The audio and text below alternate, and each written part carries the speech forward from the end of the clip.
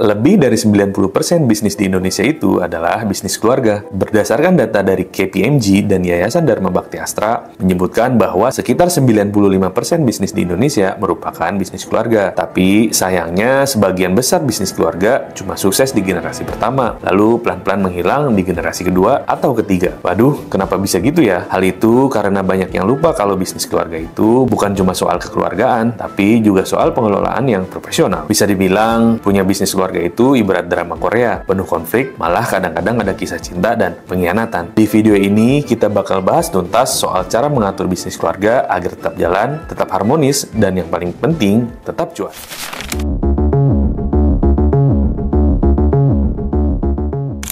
Bisnis keluarga itu bisa dibilang tulang punggung ekonomi Indonesia. Tapi sebenarnya, apa sih definisinya?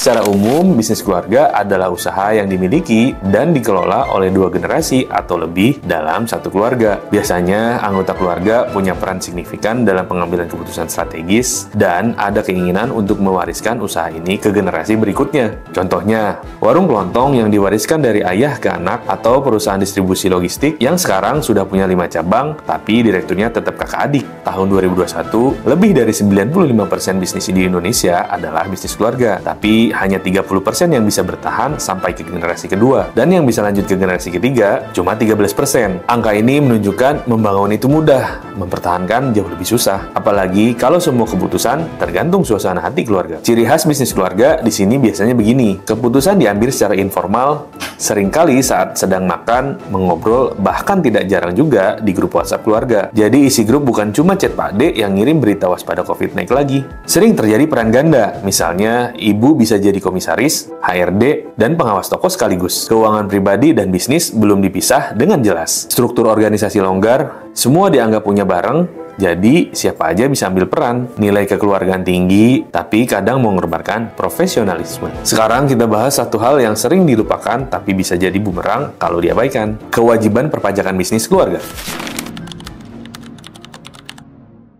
Biasanya, kalau dengar kata pajak, bawaannya pengen langsung ganti topik. Apalagi pebisnis, kalau bisa menghindar mah, mending menghindar deh. Pajak itu penting banget buat bisnis. Apalagi kalau niatnya mau bisnis terus berkembang dan sustainable. Yuk kita bahas apa aja sih kewajiban perpajakan family bisnis. Yang pertama, pendaftaran dan NPWP badan usaha. Pastikan usaha keluarga punya NPWP atas nama badan kalau sudah berbentuk CP, PT, ataupun koperasi. Kalau masih atas nama pribadi, harus ada kejelasan apakah itu benar-benar usaha pribadi atau sudah kolektif tapi belum dirapikan. Yang kedua, kewajiban lapor SPT tahunan badan. SPT tahunan wajib dilaporkan setiap tahun maksimal 30 April. Jangan anggap enteng, karena ini salah satu indikator tax compliant yang dilihat Fiskus. Yang ketiga, pajak penghasilan atau PPH. Ada pasal PPH 21 untuk karyawan, termasuk anggota keluarga yang digaji. PPH pasal 23 kalau bisnis bekerja sama dengan vendor yang memberikan jasa. PPH final UMKM 0,5% untuk bisnis keluarga dengan omset di bawah 4,8 miliar per tahun. Yang keempat,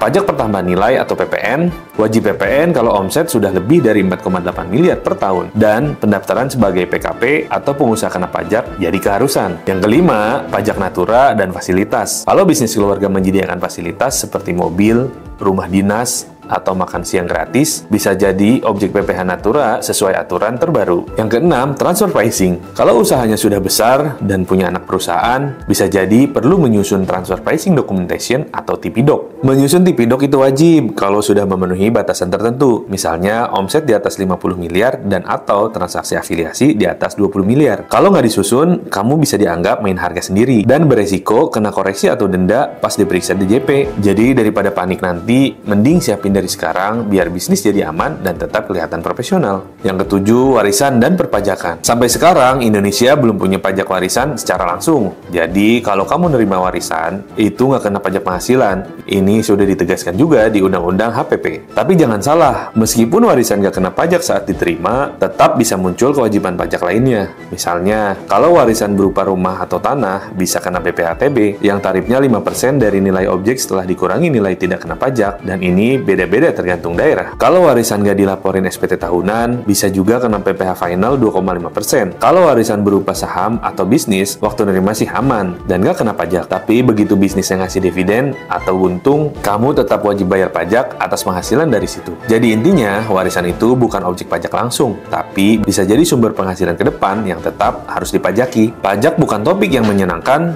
tapi percaya deh, bisnis keluarga yang taat pajak itu jauh lebih aman dan berumur panjang. Nah, supaya bisnis keluarga tetap sehat, langgeng, dan gak jadi sumber drama, ada beberapa hal yang perlu diperhatikan. Mulai bentuk badan usaha sampai cara ambil keputusan. Semuanya punya peran penting dalam menjaga harmoni dan kelangsungan bisnis. Yuk kita bahas satu persatu. Yang pertama, bentuk badan usaha yang tepat. Kalau bisnis keluarga masih atas nama pribadi, sebaiknya mulai dipikirkan buat mulai naik kelas ke bentuk badan usaha seperti CP atau PT. Kenapa? Ini bukan soal legalitas, tapi juga soal profesionalisme dan perlindungan aset. Dengan badan usaha resmi, aset pribadi nggak tercampur sama aset bisnis. Jadi, kalau suatu saat ada masalah di bisnis, aset pribadi kamu tetap aman. Selain itu, kalau udah berbadan hukum, lebih gampang juga buat kerjasama dengan pihak luar. Urus perizinan, sampai ngajuin pembiayaan ke bank atau investor. Yang kedua, rekrutmen dan penggajian yang adil. Punya anak, keponakan, atau saudara kerja di bisnis, boleh banget. Tapi pastikan mereka masuk bukan cuma karena anak siapa, karena memang punya kompetensi di bidangnya. Dan soal gaji, jangan sampai asal-asalan. Beri gaji sesuai peran dan tanggung jawab, bukan karena urutan di silsilah keluarga. Ini penting supaya semua yang kerja di perusahaan merasa dihargai secara adil dan nggak ada rasa iri di antara karyawan lain yang non-keluarga. Yang ketiga, gunakan profesional di posisi strategis. Dalam bisnis keluarga, kita kadang terlalu sayang buat kasih posisi penting ke orang luar. Tapi justru di posisi strategis seperti keuangan, audit, dan manajemen risiko, kita butuh orang yang objektif dan profesional. Orang luar bisa kasih sudut pandang yang netral dan nggak sungkan ngasih masukan kritis yang mungkin nggak enak didengar. Tapi, penting untuk perkembangan bisnis. Ini juga membantu menghindari potensi konflik internal karena keputusan diambil secara rasional, bukan emosional. Yang keempat, rapat keluarga berkala. Ngobrol sambil makan malam atau kumpul keluarga itu penting, tapi buat urusan bisnis, perlu yang terstruktur dan resmi. Rutinin rapat keluarga khusus untuk bahas performa bisnis, pembagian tugas, dan rencana ke depan. Catat hasilnya, buat notulen, dan evaluasi secara berkala. Ini bikin semua anggota keluarga merasa dilibatkan, transparan, dan tahu arah bisnis mau dibawa kemana. Yang kelima, libatkan konsultan atau mediator bila perlu. Kadang, karena hubungan terlalu dekat, kita jadi susah bersikap netral. Apalagi kalau udah menyangkut keputusan penting atau konflik di dalam keluarga. Di sini, peran konsultan atau mediator profesional jadi sangat berharga. Mereka bisa bantu memberikan pandangan objektif, menyusun strategi bisnis, bahkan memfasilitasi anggota antar keluarga biar nggak baperan. Intinya, mereka bantu menjembatani antara nilai kekeluargaan dan kebutuhan profesionalitas bisnis. Bisnis keluarga itu warisan. Warisan yang baik bukan cuma harta, tapi juga sistem yang kuat dan budaya kerja yang sehat. Kalau Anda merasa bisnis Anda masih banyak PR, jangan khawatir. Semua bisa diperbaiki asal mulai dari sekarang. Terima kasih sudah menyimak, subscribe channel ini, dan nyalakan lonceng notifikasinya untuk info menarik soal bisnis dan perpajakan. See you in the next video. Bye!